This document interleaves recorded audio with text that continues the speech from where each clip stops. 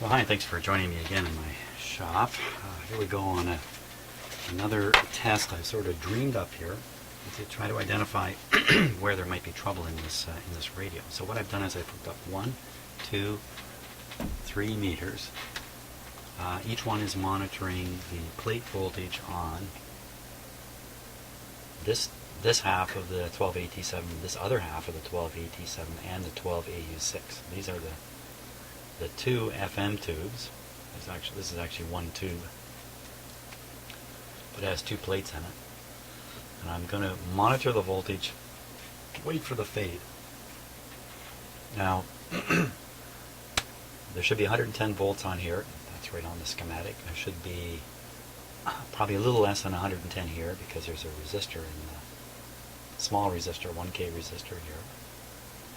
And then this one is 25 volts according to the schematic. So this meter should read 25, 110, let's say 100 here. And they're only going to read voltage when the set's on FM. It's on AM right now, so let's start it up. Make sure none of them are reading. That's good.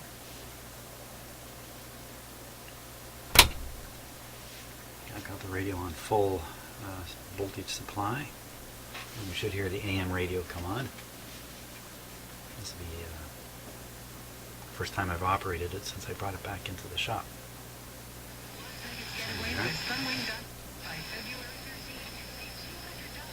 A small reading here, a bit of a reading there. But shouldn't mean anything. We should really get some action going here when I flip it to FM. Okay, so let's do that. Here we go. Okay, this one didn't read.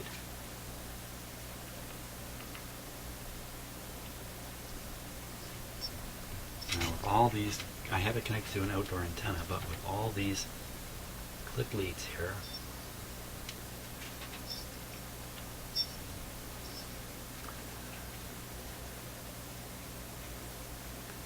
okay, so I'm going to remove the yellow one here.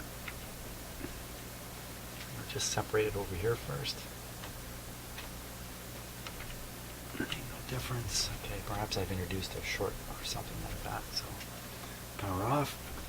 Pull this out. Let's make sure the FM power back on. Okay, so this is right up around 110. This is a little under 100.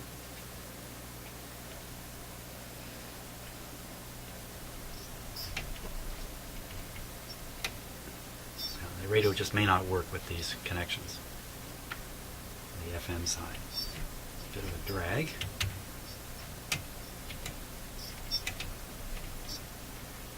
Doesn't seem to want to receive anything.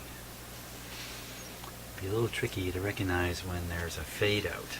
Now, the detector is supposed to have 25 volts on it.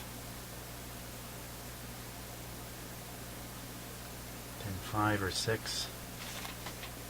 5 or 6 should have 25 volts on it. Very surprised if I can pull that down with this. Now, by the way, all the meters are connected to the negative bus. They're not on the chassis, they're to the negative bus. So this is where I thought. This is where I thought 25 should be. Nothing.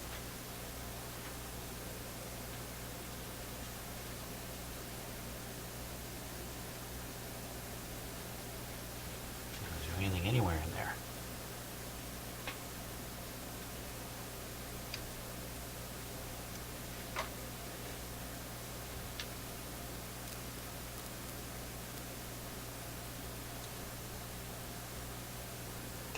There. 35 coming from the primary. Wow. Looks like the right spot. So on the primary of the ratio detector coil. Where did I pick that up? Right here.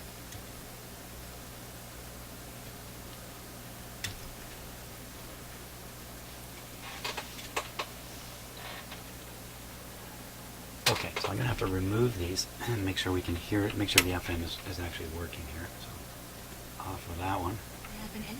There we are. So that's the one that's killing it. I can pick it up somewhere else.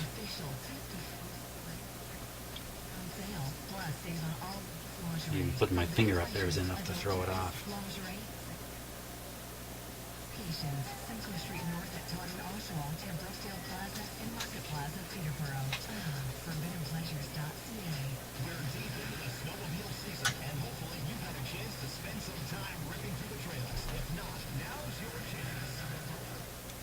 Yeah, detunes it. Okay, so we'll leave that one disconnected. Keep our eye on this one. Now, what's happened to the detector? What's happened to the radio?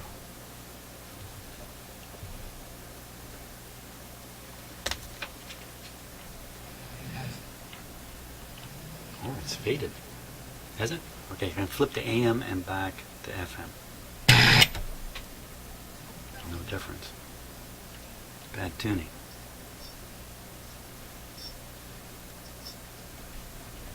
I'm going to take this lead off. Okay.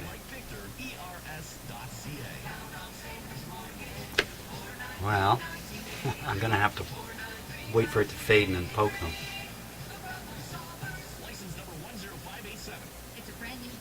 Make sure it hasn't faded. I'm just going to flip over to AM. Back. Insurance. It was faded. It was faded. Like speed and braking. Telematics rewards your safe driving practices and gives you insurance discounts. In fact, you'll save 5% immediately and up to a whopping 25% upon 47 volts there. Another way Bryson Insurance works to save you money.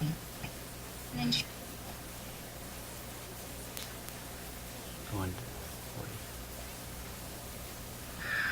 Why? Because it's Ladies' Night at the Corral on Simcoe Street in Oshawa. Come shake it on the dance floor to the best country jams going. Plus, all you I don't know where 47 volts would come from. Awesome prizes. Let's wait for it to fade out. Nathan performs live.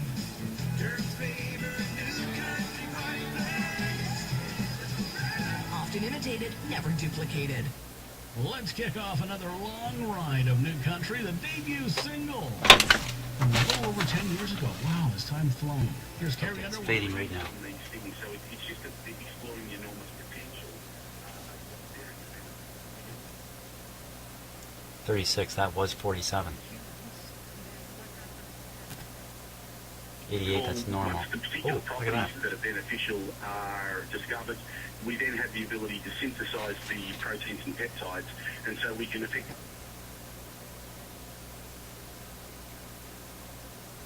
The voltage is dropping. Lots of animals. Okay, so this is, you can create a synthetic version of these animals once you have this type Fading. of-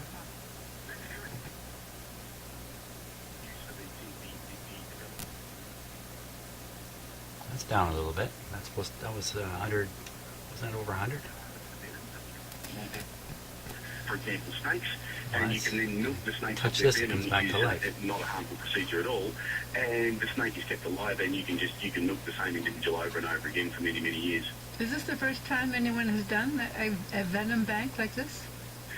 My understanding is yes, it is. Now, many researchers will have their own individual collections of venom specific to their research, whereas my understanding is this is the first time. Fading. Providing a publicly accessible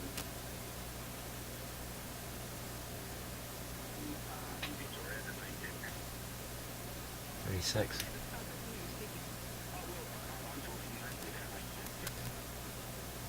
Private collection that's locked away from access. It means that researchers from any of the universities or the medical research institutes are able to come and access this resource at no charge, and they can then do their research from that resource. Have you ever been bitten by a poisonous snake?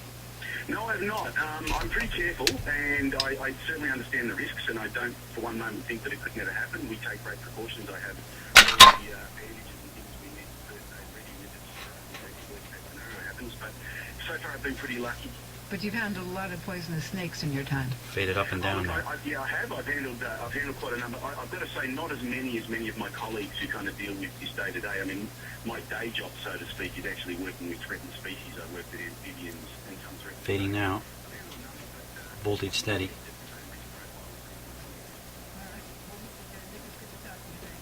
Thank you very much, Carol. Great talking to you. Bye-bye. Just touching that brings it Nick back. Clement is a senior scientist with the Arthur Rylah Institute. We reached him near Melbourne, Australia. Something. I found something.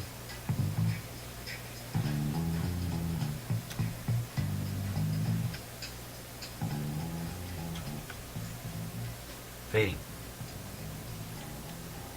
This meter is the one I'm using here.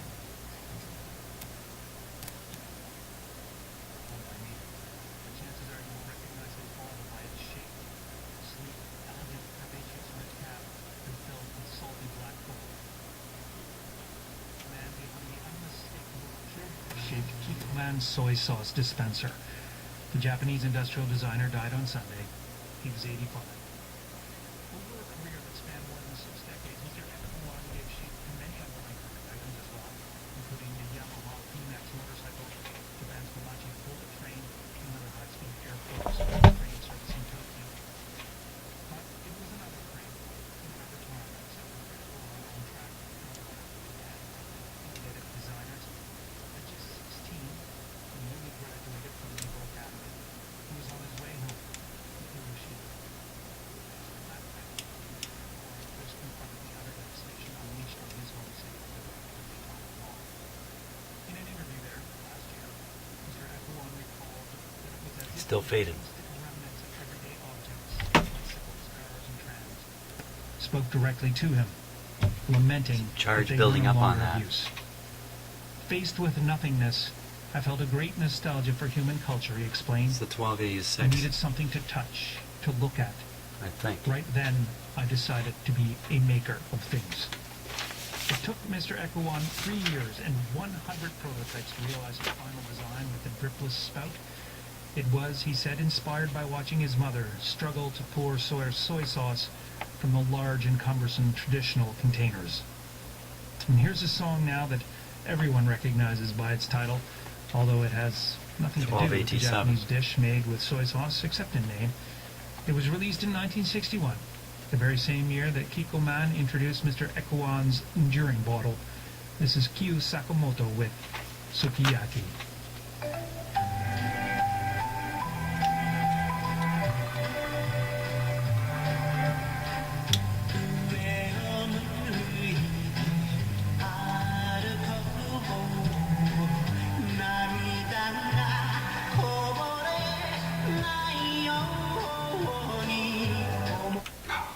Get a copyright hit for that.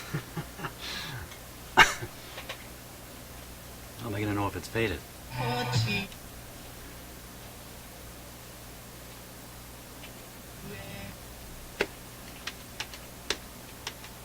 picked the station because there's no music usually. Of course they're going to play a song.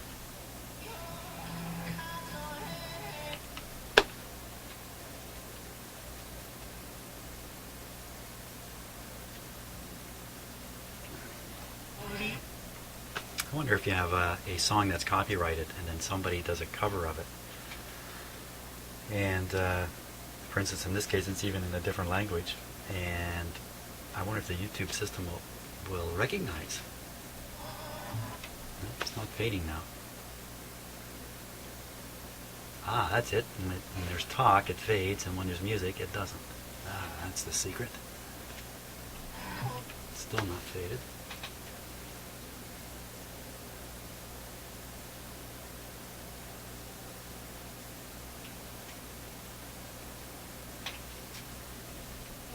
It's having such great luck there with the quick fading was really helping. Don't you just hate it when things start working? Oh boy, boy.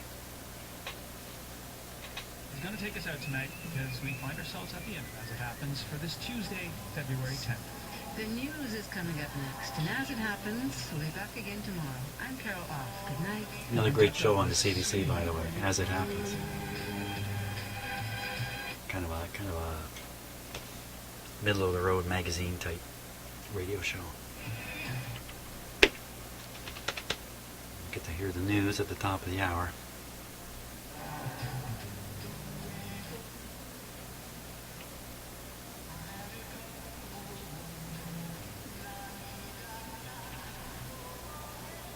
Come on.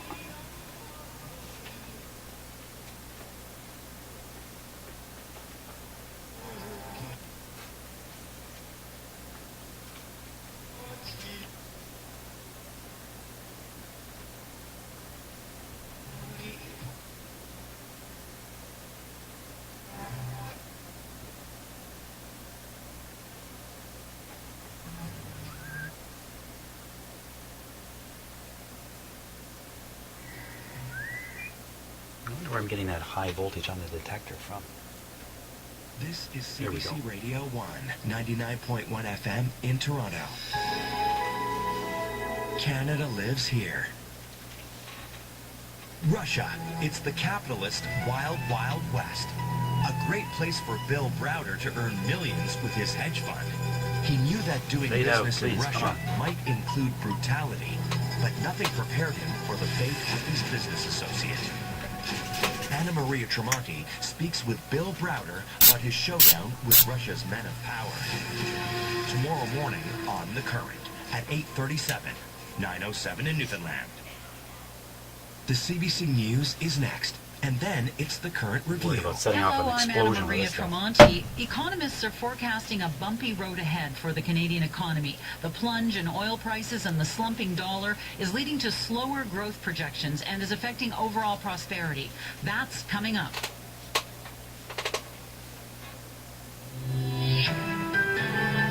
This is CBC News. I'm Rafi Vigod. U.S. officials have confirmed that a 26-year-old American aid worker held hostage by ISIS has been killed. Kayla Mueller had been working with humanitarian organizations It's not helping gonna fade Syrian for me now. refugees. The White House says Mueller's family had received a message from her captors on the weekend that has now been authenticated Try by cooling the it U.S. off. intelligence community. In her hometown of Prescott, Arizona, one of her aunts, Lori Lyon, reacted to the news by talking about Mueller's humanitarian work.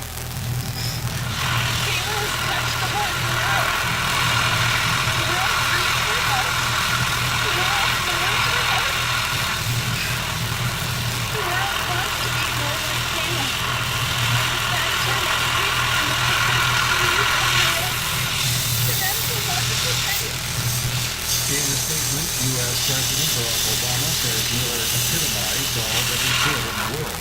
And he says the United States will find and bring to justice those responsible for her captivity and 37. death, no matter how long it takes. Fighting in eastern Ukraine has spread to the government-controlled city of Kramatorsk. The Ukrainian military headquarters there has been shelled. At least 12 people have been killed and 40 others wounded. Pro-Russian separatists deny shelling the city, which is far behind the front line. However, the rebels say they have now completely surrounded a key 31. railroad junction where 6,000 Ukrainian soldiers are dug in.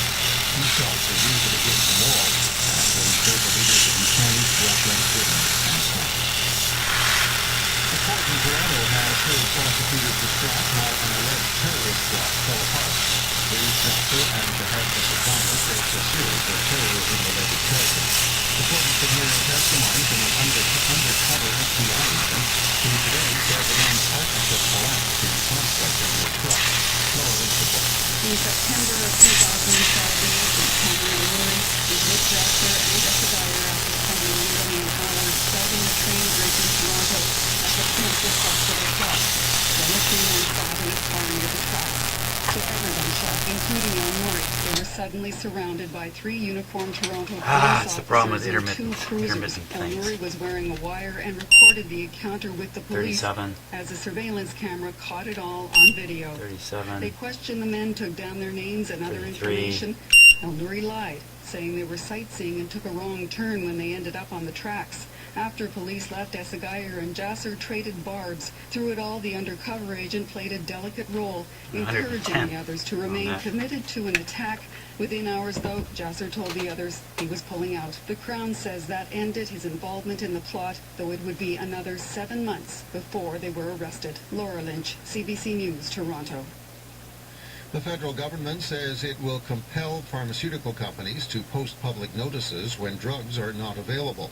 Right now, a drug I'll just shortage have to leave it website running for is a voluntary, while and see what but happens. doctors and patients have complained it's not working. I'm just too impatient, so I just shut it off. It's only been a minute since I broke the video, so I just shut it off. And what I'm going to do is I'm going to pull the 12AT7 tube out. And I'm going to look at the pin, the socket. Let's see if they all appear to be sprung open. Huh.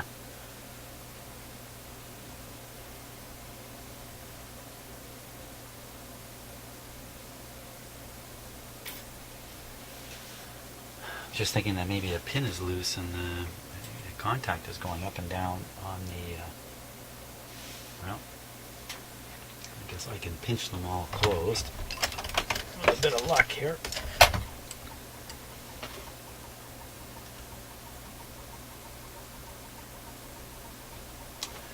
Doesn't really explain how tapping it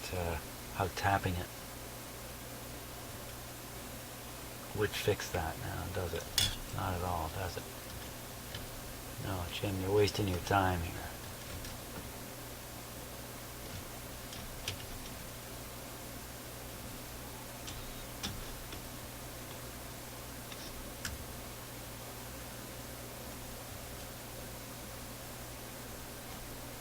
I wonder if I could have a defect in the tube that somehow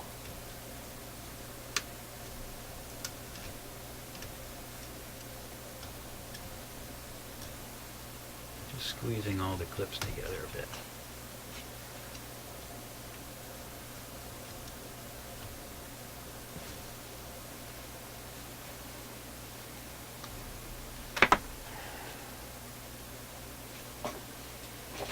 Let's stick it back in.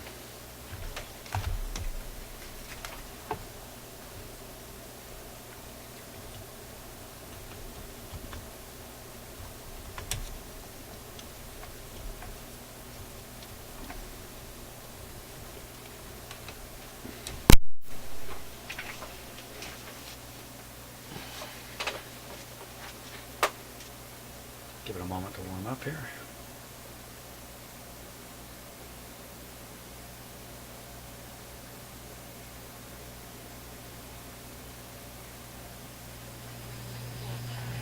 Her statement, the big move came only after much soul searching. It didn't take long for her former Tory colleagues to counter that claim, pointing out that just last month she was barred from seeking re-election as a Conservative owing to, quote, misconduct, end quote, in a recent messy nomination battle. Eve Adams carries with her that controversy as well as lesser ones, but nevertheless, Liberal leader Justin Trudeau was seated right there next to her yesterday morning, welcoming her with open arms to the Liberal fold and opening himself to questions about his own strategy. And adding to that mix, it must be noted that Ms. Adams is engaged to Dimitri Soudis, a one-time communications director to and fierce defender of Prime Minister Stephen Harper. To talk about what this all means, I'm joined by three Parliament Hill reporters. Althea Raj is the Ottawa bureau chief for the Huffington Post. Paul Wells is the political editor at Maclean's and the author of What's The going Longer on there? Prime Minister. They are both in Ottawa. And Michael Denhant is National Post columnist, and he is in Owen Sound. Hi, everyone. Hello. Hi. Morning. Paul Wells, were you surprised? Yeah. To some extent, nothing surprises me. And Eve Adams was pretty clearly on the with the Conservative Party. It's the same pin that when I touched it, the fading Justin Trudeau was has affected. been advertising his desire to attract Conservative supporters who have finally decided that Stephen Harper isn't their champion. And so you can explain it. But at the moment, when I wasn't able to attend the presser, when I saw the news on Twitter, I mean, yeah, I giggled. And, Althea, what do you think? He giggled. Yeah, okay. So maybe I'm less politically sophisticated than Paul Wells, but I was completely floored. Eve Adams is not a popular figure inside her caucus, or her former caucus, I guess I should say now, her Conservative caucus. I couldn't understand why Justin Trudeau, in this whole rebuilding of the Liberal Party, fresh coat of paint, we're a different group of people, we're not these entitled Brits the way we used to be, we're not, fighting internally anymore. Why would he ever want to have Eve Adams as an MP and a possible candidate? And I'm still a bit baffled by the question, but I think, the second part of your introduction, when you talked about Dimitri, that's really where the answers lie. How so? Well, Eve Adams, I think, kind of was a casualty of getting Dimitri Soudis on board for the Liberals. This is a guy who, you mentioned it, was the executive director of the Conservative Party. He was in charge with drafting the re-election strategy, and he comes to the grids with all that information, and that's valuable information. Michael Dantant, what do you think? I was dumbfounded, to be honest, and I'm still dumbfounded. I've been racking my brain for the last 24 hours trying to... Oops. Where'd you go? He's on Skype. I think he disappeared. Keep going. Michael, are you there?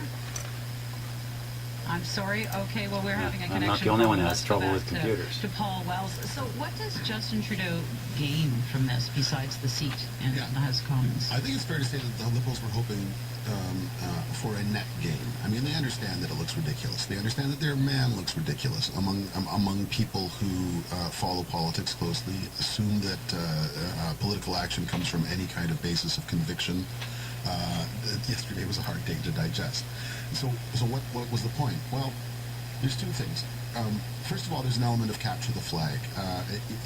It boosts the morale of your activist party staff, campaign staff, when you can carry off this sort of thing.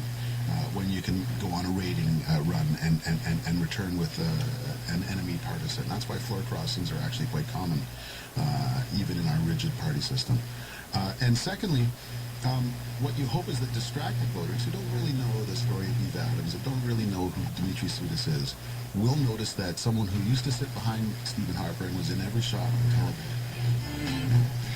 and said, now seems to have concluded that he's an unacceptable prime minister.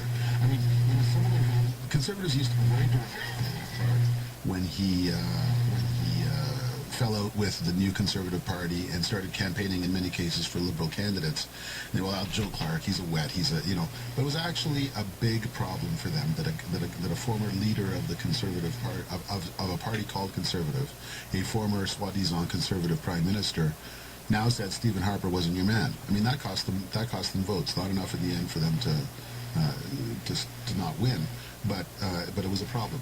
On a much smaller scale, Eve Adams is a kind of problem, but really only among people who don't know who these people are. Because if you know who these people are, yesterday was baffling. Michael Dantant, how do you think that affects the Liberals' message and brand? Well, I don't think it helps it one bit.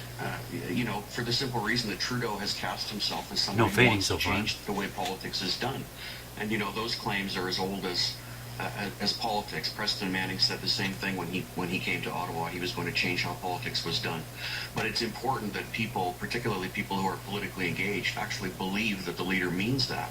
And given the controversies that we've already seen with nomination battles that are being skewed in favor of the leader's preference, of Trudeau's preference, this does not look good. It doesn't add to the kind of narrative that I think the Liberals want to paint for themselves, which is why this is so confusing to me.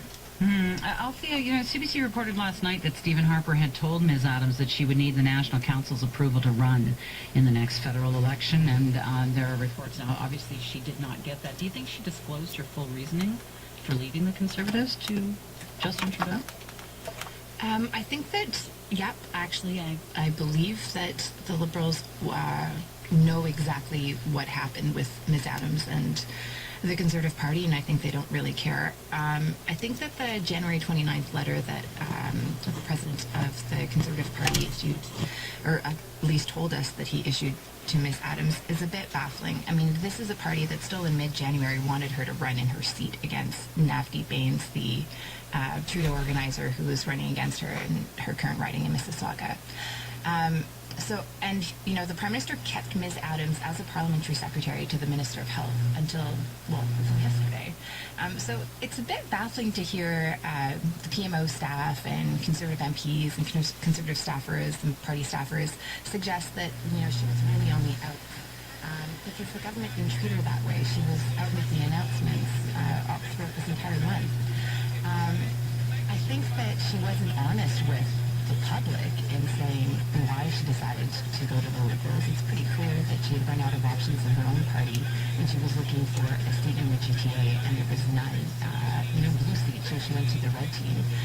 In her explanations for leaving the party, it's almost comical. When she talked about income splitting, she talked about abortion rights. I mean, these are things that she campaigned on in the last election, and suddenly she decided that they're unfair. All that's kind of puzzling. Well, Michael, you have written that Justin Trudeau seems to be aligning himself with someone from the Conservative stands as we, in this lead up to the election. You pointed out the whole issue of carbon pricing that he said should be provincial jurisdiction. The Liberal stand. Please, run! I think that's probably how it was intended to come across, that, the party was, the Liberal Party was presenting itself as a comfortable home for moderate conservatives, because of course these are precisely the swing voters that the Liberal Party wants to win back, all the people who used to vote for the Liberals in the 90s and then started to defect in increasing numbers beginning in 2004. But really, I think that's become a bit of a wash now because of the negative effects that are associated with Eve Adams in particular. Had this been another conservative, didn't come with the baggage that Eve Adams brings, I think this might have unfolded very differently. I think there's a question to be asked about how much, the national media is preoccupied with. Okay. I don't know if you found that interesting or not. So, this coil,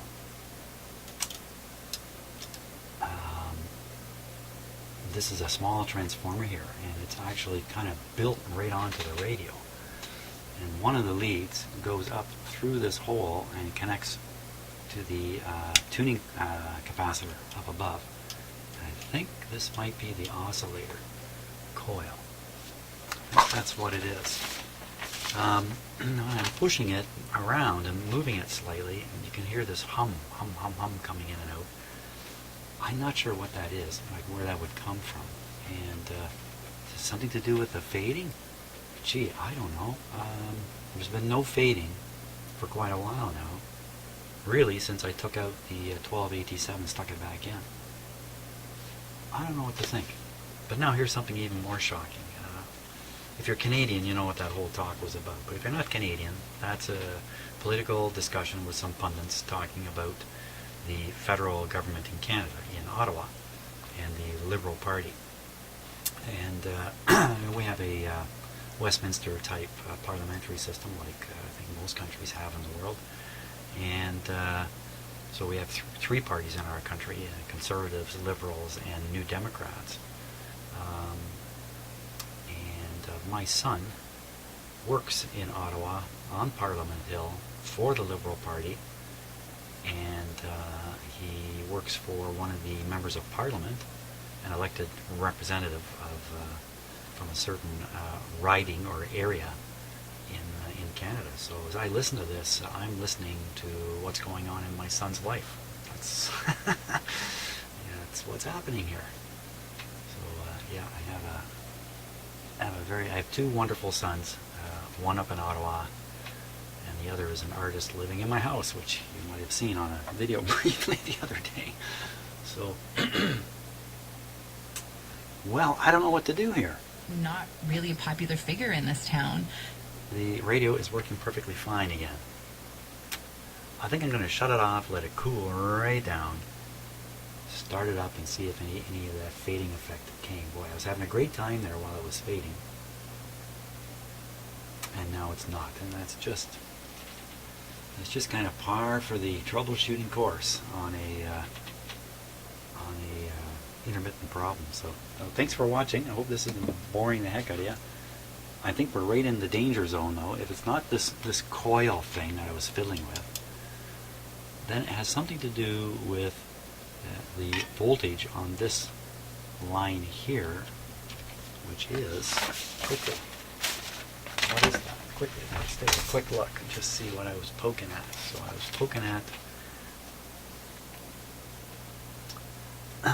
right here, this connection, literally, from the 12AT7 over to the top of, oh, I'm showing you on camera, aren't I? Let's try that again. Okay, so let me touch out of focus. I was poking right on the top of this coil here. That's the one that was, I shouldn't say poking. This is where I tapped it with my voltmeter and the volume came back. The coil I was straining, I believe, is this right here. Yeah, you can actually see the secondary side goes up to the tuning capacitor right here. So for some reason, this is causing a hum. When I move it around, the hum comes and goes. You know, I could just be changing the oscillating frequency here ever so slightly, and it's just like tuning the radio. If you notice it when I tune the radio, if I tune it a little bit off, there's a bit of a hum that appears there. I think that's all that was doing. Really, it has to do with knocking a charge off of this somehow with my voltmeter to cause to resolve the fading. That would implicate that capacitor, this resistor, and maybe even this IF coil. Yikes. But for now, in some ways, the most difficult period. no fading. So that's as much as I can do at the moment. I'm going to let her cool off here. Thanks a lot for watching.